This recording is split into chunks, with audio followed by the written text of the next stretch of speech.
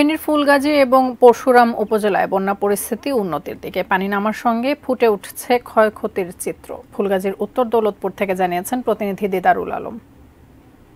কিছুদিন আগে ভারতের ত্রিপুরার পাহাড়ি ঢলে ফেনী নদীর প্রায় 10টি স্থানে বাঁধ ভেঙে যায় এবং সেই বাঁধ দিয়ে অনবরত পানি ঢুকে এখন পর্যন্ত প্রায় 28টি গ্রাম প্লাবিত হয়েছে। এর পাশাপাশি যে সকল এলাকায় প্লাবিত হয়েছে সেখানে প্রায় 4000-এর মতো মানুষ পানিবন্দী ছিল। এখন পানি নদীতে নামতে শুরু করেছে এবং আস্তে আস্তে এই পানি নামার সাথে সাথেই কিন্তু এখানকার যে বন্যায় যে ক্ষয়ক্ষতি, সেই ক্ষয়ক্ষতির চিত্র কিন্তু আমরা দেখতে পাচ্ছি।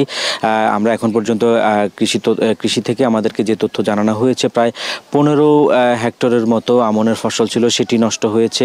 এর পাশাপাশি 15 থেকে 18 হেক্টরের বীজতলা ছিল, যেগুলো এখনো পানি নামার সাথে সাথে এখনো বোঝা যাচ্ছে না যে আসলে এই যে বীজতলাগুলো, সেই বীজতলাগুলোর থেকে যে চারা আসবে সেগুলো কি আসলে ব্যবহার করা যাবে কিনা। আর পাশাপাশি এখানে 2 উপজেলার পরশুরাম এবং ফুলগাজী উপজেলার প্রায় 250টি পুকুরের মাছ ভেসে গেছে, যেখানে